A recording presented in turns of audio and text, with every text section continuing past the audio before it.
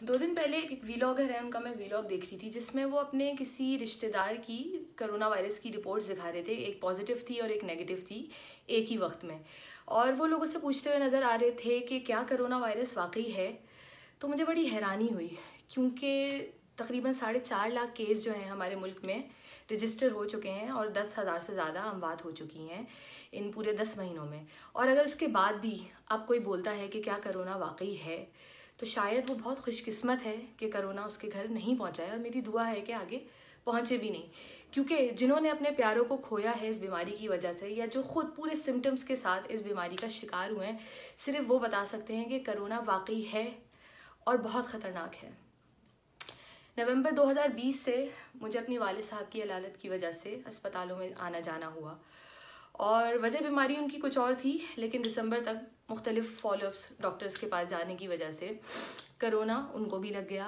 और इस बीमारी के होने के 5 दिन के अंदर, क्योंकि दिल का आर्जा भी था उन्हें और डायबिटीज़ भी थी, वो जो ऑक्सीजन लो होती है कोरोना के पेशेंट की, वो उसको सह नहीं सके और 5 दिन के अंदर ही वो इस दुनिया से चले गए।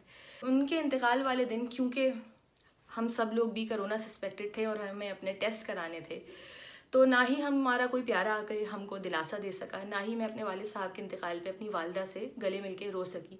हल्की फुल्की खांसी मुझे एक दिन पहले शुरू हो चुकी थी, तो जब मुझे मेरी टेस्ट की रिपोर्ट आई तो अपने वालिद साहब के इंतकाल के तीसरे दिन मुझे भी कोरोना हो चुका था, पॉजिटिव थी मेरी रिपोर्ट, और ना चाहते हुए भी मुझे अपनी वालिदा से दूरी इख्तियार करनी पड़ी और अपने आप को आइसोलेट करना पड़ा। मुझे ये गुमान था कि क्योंकि मुझे साल में मुश्किल से एक दफ़ा बुखार होता है, कि मेरी क़ुव्वत मुदाफ़ियत इतनी अच्छी है कि हल्के फुल्के सिम्टम्स के साथ मेरी इससे जान छूट जाएगी, लेकिन ये मेरा गुमान ही था। आज 21 दिन मुझे हो चुके हैं इस बीमारी से लड़ते हुए।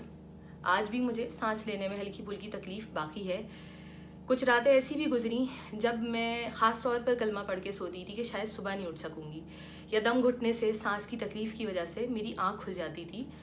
बोलने में मुझे इस कदर तकलीफ़ थी कि मैं पूरे दिन अपनी एनर्जी इकट्ठा करके सिर्फ 2 मिनट के लिए अपनी वालिदा से फ़ोन पे बात कर पाती थी। उसके अलावा पिछले 2 हफ्ते मुझे मेरे दोस्त अहबाब के जितने फ़ोन आए, मैंने किसी से बात नहीं की।